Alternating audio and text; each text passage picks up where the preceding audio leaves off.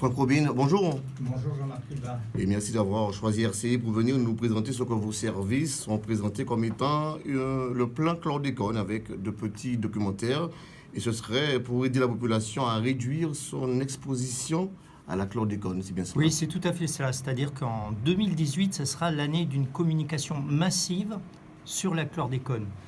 Parce qu'on s'aperçoit que depuis les 3 plans chlordécone, depuis 2008, on a beaucoup fait sur le chlordécone, mais objectivement, on communique pas forcément suffisamment. Et ce qu'il nous faut, c'est arriver à changer les comportements des Martiniquais et des Martiniquaises.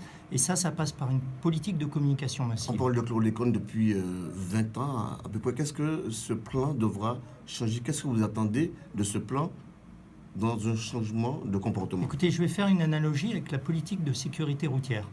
En sécurité routière, vous avez les infrastructures, vous avez les contrôles, les limitations de vitesse, et puis vous avez les comportements des conducteurs.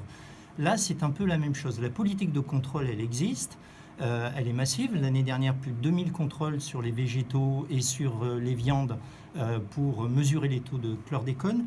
Et là, ce qu'il nous faut, c'est aider la population à avoir d'autres comportements. Et notamment, j'ai un point de préoccupation, je le dis, c'est que autant on contrôle bien les circuits agricoles officiels, par exemple, un jeune qui s'installe est obligé de mesurer la chlordécone dans la terre.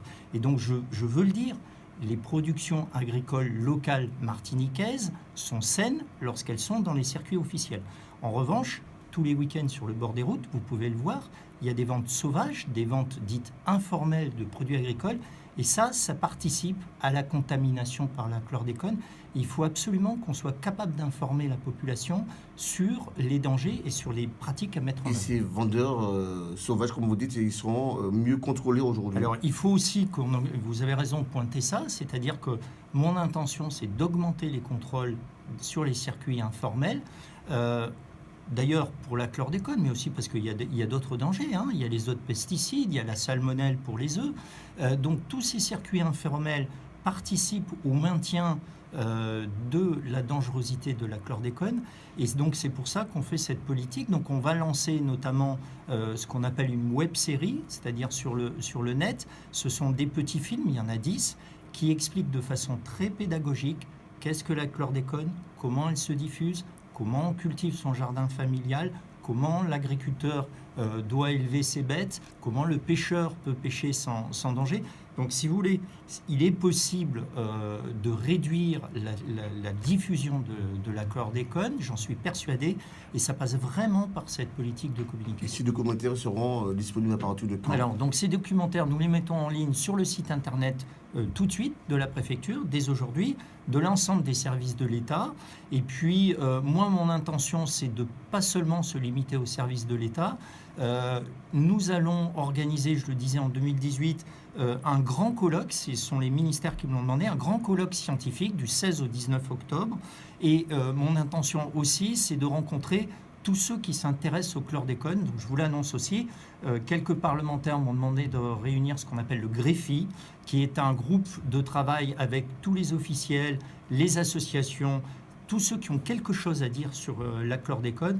Je pense qu'il est important vraiment de consulter tout le monde pour bien mobiliser la population. Est-ce qu'aujourd'hui, nous avons définitivement une cartographie des sols qui sont contaminés en Martinique? Alors, on en a une partie, et ce que je vous annonce aussi, c'est que les ministres de la Santé, de l'Outre-mer et de l'Agriculture m'ont demandé de publier au plus tard à la fin 2018, et donc je le ferai avant, c'est un engagement que je prends, une cartographie des sols, bien sûr accompagnée, encore une fois, un agriculteur qui respecte un certain nombre de règles peut cultiver sur du sol chlordéconé. On parlait de la dachine dans votre émission.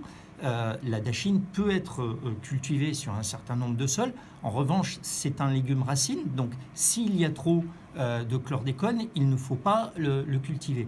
Mais encore une fois, on va publier ça avec des informations parce que je pense que plus la population est informée et plus les autorités sont transparentes, plus on est crédible en la matière. Il y a un documentaire qui concerne la consommation de l'eau et dans le documentaire, on précise une interdiction de consommer l'eau notamment au bord des sources qui sont au bord des routes. Oui, là aussi... Je prends l'exemple de l'Alma, par exemple, sur la route de la Trace. Est-ce que cette source est concernée? Alors, je ne connais pas de façon très précise l'ensemble des sources de Martinique. Ce que je peux vous dire, et on le mettra en ligne également, depuis qu'on a identifié les dangers de la chlordécone, on a été conduit en Martinique à fermer 4 sources. Et ça, la population le sait. Et je rappellerai, suite à votre question, sur le site internet, quelles sont les sources concernées. Mais l'immense majorité des sources de captage en Martinique est saine, fort heureusement. Mais voilà, après, mes prédécesseurs ont pris leurs responsabilités, et moi aussi. Les Martiniquais doivent savoir que, bien évidemment, si on constate qu'il y a encore des problèmes de chlordécone trop élevés dans certaines sources, on les fermera, c'est clair, net et précis. Merci Franck Robin. Je rappelle que vous êtes venu nous rappeler le plan chlordécone qui sera mis en ligne sur le site de la préfecture et qui sera bien évidemment sur le site du RCI de le courant de la journée. Merci, bonne journée. Merci. Bon week-end. Merci, vous aussi.